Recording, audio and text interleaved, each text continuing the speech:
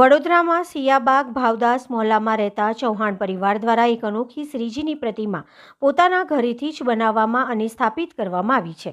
કઠોળ ચોળાના દરેક દાણા ઉપર શ્રીજીનું નામ લખીને મૂર્તિ પર સુશોભિત કરવામાં આવી છે. પ્રતિમા બનાવવામાં લગભગ 5 થી 7 દિવસનો સમય થયો છે. તેમજ પરિવારના સૌનું આ કાર્યમાં પોતાનું અમૂલ્ય યોગદાન રહ્યું છે.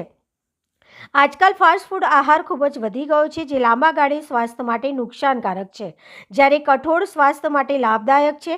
આ પ્રતિમા દ્વારા કઠોળનું મહત્વ દર્શાવવાનો પ્રયાસ કરેલ છે, તેમજ વિસર્જન બાદ પાણીમાં રહેલા જળચર પ્રાણીઓનો આહાર મળી રહે તે હેતુથી આ કાર્ય કરેલ છે.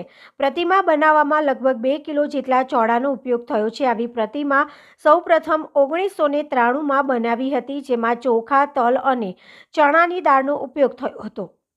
જેમાં ચોખા ઉપર શ્રી ગણેશાય નમઃ લખ્યું હતું, તેમજ તલ અને દાળ ઉપર ઓમ લખેલું હતું. ત્યારબાદ વિષ્ણુ સહસ્ત્ર નામાવલી, શંકર સહસ્ત્ર નામાવલી, ગણેશ સહસ્ત્ર નામાવલી, ગાયત્રી સહસ્ત્ર નામાવલી, ગાયત્રી મંત્ર, જય દશામાં લખેલી મૂર્તિઓ બનાવી હતી.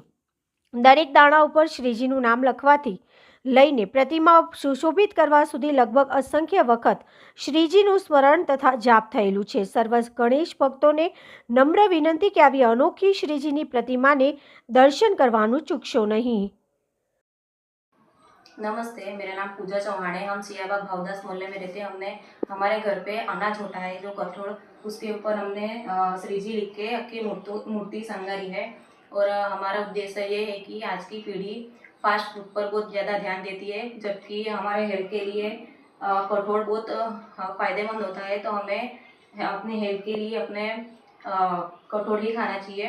और हमारा दूसरा उद्देश्य ये है कि जब ये मूर्ति का विसर्जन होगा तो जलचर प्राणियों को भी आहार मिलेगा।